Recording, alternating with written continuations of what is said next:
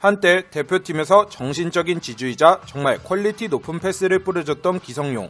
특히 대지를 가르는 삼선 지역에서 쭉쭉 뻗어나가는 패스는 가히 일품이었죠. 지금 보더라도 감히 누구나 쉽게 흉내낼 수 없을 만큼의 패스 실력을 보여줬던 기성용. 하지만 최근에는 그 소식이 뜸해지고 있는데요. 과연 기성용 선수는 왜 뉴캐슬에서 점점 출전을 하지 못하고 배제를 당하고 있는 것일까요? 올 시즌 뉴캐슬은 12경기를 치른 가운데 4승, 3무, 5패로 리그 중하위권 성적을 유지 중입니다. 득점은 11득점밖에 되질 않지만 반대로 실점은 무려 18점이나 하면서 경기당 실점률이 상당히 높아진 상태죠. 다만 최근에 리그 5경기에서는 3승 1무 1패로 호성적을 하고 있는데요. 첼시전에서 패배를 한 것, 울버햄튼과 무승부를 기록한 것을 제외하면 맨유와 웨스트햄, 본머스를 꺾으면서 나름 페이스는 유지 중인 것으로 보입니다. 하지만 이 최근 5경기에서는 기성용이라는 이름을 찾아볼 수 없어서 팬들의 마음은 상당히 고달플 수밖에 없습니다. 지난 레스터와 7라운드 경기가 마지막 9월 30일 이후 뉴캐슬에서는 기성용 선수가 출장을 못하고 있습니다. 지금으로서는 안타깝지만 거의 전력 외 취급을 당하면서 뉴캐슬에 남아있는 상태인데요.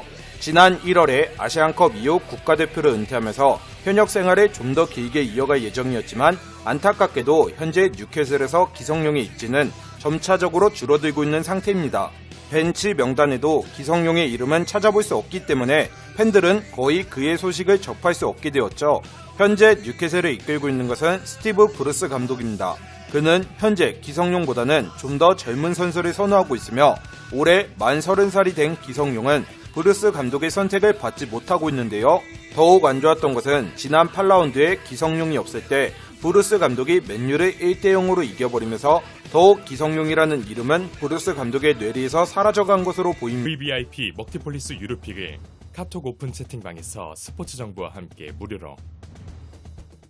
그의 스타일은 아주 전통적인 잉글랜드형 미드필더를 선호하는 경향이 크죠. 일단 기성용 자체의 경기력은 과거에 비해 피지컬적으로 다소 하향세가 있지만 뉴캐슬의 초반 라운드에 나올 때만 하더라도 어느 정도 능력을 발휘해주는 모습이었습니다. 그 이전에 베니테즈 감독이 있을 때도 좋은 역할을 해주었죠. 하지만 당시에 팀의 분위기가 워낙 안 좋았던 상황, 기성용이 뭔가 경기에 결정적인 영향을 미치기에도 어려웠고 특히 전형적인 잉글랜드 축구를 구사하는 그의 전술에 기성용이 완전히 활약하기는 어려운 구도도 있었죠. 브루스 감독은 많이 뛰고 몸으로 부딪히며 박스 투박스 형태의 광폭적인 움직임을 가져가는 선수들을 좋아합니다.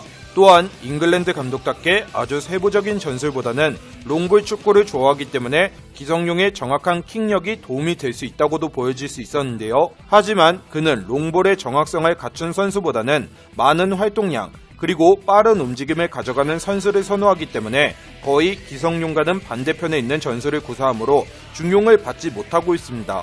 또한 브루스 감독은 헐시티와 버밍엄을 2부 리그에서 1부 리그까지 끌어올린 적이 있는 명장인데요. 다만 2부 리그 팀들의 경우 예쁜 축구, 뭔가 아기자기한 맛을 제대로 구사할 선수들은 많지 않은 리그죠. 빠른 리그로 소문이 난 챔피언십이기 때문에 그곳에서 살아남은 브루스 감독의 성향상 기성용은 아무리 좋은 킥력을 가지고 있더라도 만족스럽지 않을 수 있죠. 다만 확실한 것은 기성용이 중용될 타이밍이 아주 없다고는 할 수 없는 것입니다. 뉴캐슬은 분명 뎁스가 얇은 팀이고 시즌은 언제나 길기 때문이죠. 체력, 부상의 문제로 정말 팀의 중심을 잡아줄 베테랑 선수가 필요할 때 분명 중반기 이후 몇 번의 찬스는 올 수도 있다는 생각입니다. 그때 정말 자신만의 스타일과 장점을 기성용은 브루스 감독에게 정확히 보여줘야만 하죠. 성장 가능성이 높은 20대 초반의 선수라면 스타일을 바꾸라고 할 수 있겠지만 이미 완성형인 기성용 같은 경우 어떻게든 자신의 스타일을 브루스 감독에게 정확히 어필하는 것이 스타일을 바꾸는 것보다 가능성이 있어 보입니다. 과거 박지성처럼 기성용 역시도 무릎이 좋은 상태는 아니니까요. 그리고 올해 겨울 이적 시장이 기성용에게는 가장 좋은 이적 타이밍이라고 할 수 있는데요. 어떻게 보면 선수로서 거의 황혼기에 접어든 순간이기 때문에 거의 마지막 계약이 될 가능성이 있고 다른 팀이나 리그도 염두에 두고 있어야 하는 상황입니다. 아직은 몇 년은 더 뛸 수 있는 나이기 때문에 분데스리가 리그왕 쪽도 한 번은 고심해볼 필요성도 있어 보입니다. 적어도 EPL보다는 덜 거친 데다가 감독의 성향만 잘 맞는다면 충분히 활약을 할 수 있을 만한 킥력을 기성용은 가지고 있으니까 말이죠. 어쨌거나 뉴캐슬에서 입지가 변화한 기성용이지만 워낙 경험이 많고 단단한 선수인 만큼 이번 위기도 슬기롭게 극복해줘서 또 한 번 팬들을 위한 대지를 가르는 패스를 보여줬으면 하네요. 스포츠 분석, 파워볼 분석계의 탑 클래스들만 모였다. 5년째 스포츠 라이브 스코어 파워볼 분야에서 국내 업계 랭킹 1위 석권. 최고의 전문가들이 고급 자료를 바탕으로 한 분석픽을 가족방에서 무료로 제공해드립니다. 적중률보단 수익률입니다. 배팅이 아닌 재테크입니다. 저희 가족방에 참여하고 싶으신 분들은 영상 하단의 고정 댓글 오픈 채팅 링크를 클릭해주세요.